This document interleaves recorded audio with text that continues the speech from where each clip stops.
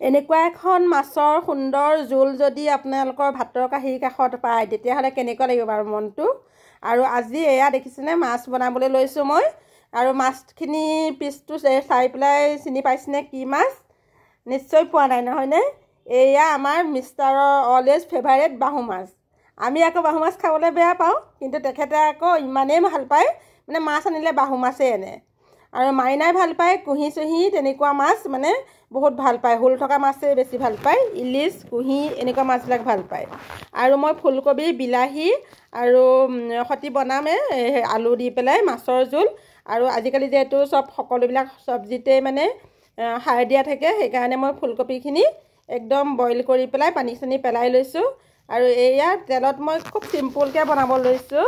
মাছ ভজা তেলখিনিতে মানে পূৰা একদম পিঁয়াজ আৰু শুকান জলকীয়া এটা দি দিছোঁ আৰু গোটা জিৰা কেইটামান দিছোঁ। দি পেলাই পিঁয়াজখিনি ৰঙাকৈ ভাজি এয়া বিলাহী দি দিছোঁ।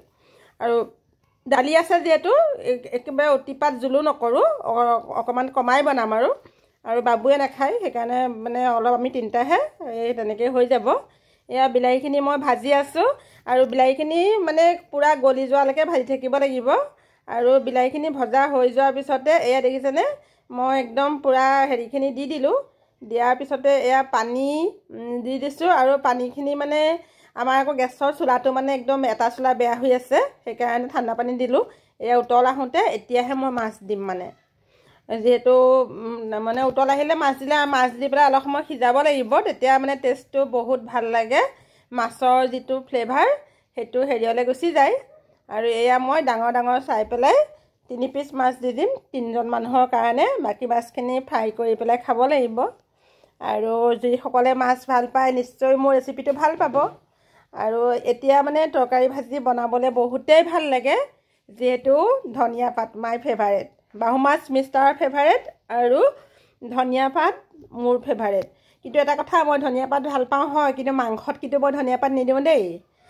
এই মাছৰ টেঙা তৰকাৰীত যে ধনিয়া পাত দিলে ইমান ভাল লাগে নহয় খাবলৈ। আৰু কেঁচা জলকীয়াও দি দিছোঁ দুটামান ফালি পেলাই, গোন্ধটো ভাল লাগে যে। এয়া একদম ইজি আৰু একদম ধুনীয়াকৈ উতলি আছে, উতলি থাকিলে হৈ যাব। আৰু এনেকৈ দেখিছেনে, আপোনালোকে কোনে কোনে এনেকৈ খাবলৈ ভাল পায়। আৰু এয়া ধনিয়া পাত মই কাটি থৈছিলোঁ, এয়া আকৌ ধনিয়া পাত দি দিলোঁ। আৰু মাছকেইপিচ দেখি আকৌ লোভ নকৰিব দেই, আমিয়ে খাই পেলাই শেষ কৰিম। মানে ফ্ৰাই মাছটো খাবলৈ সকলোৱে ভালেই পায় নহয়নে?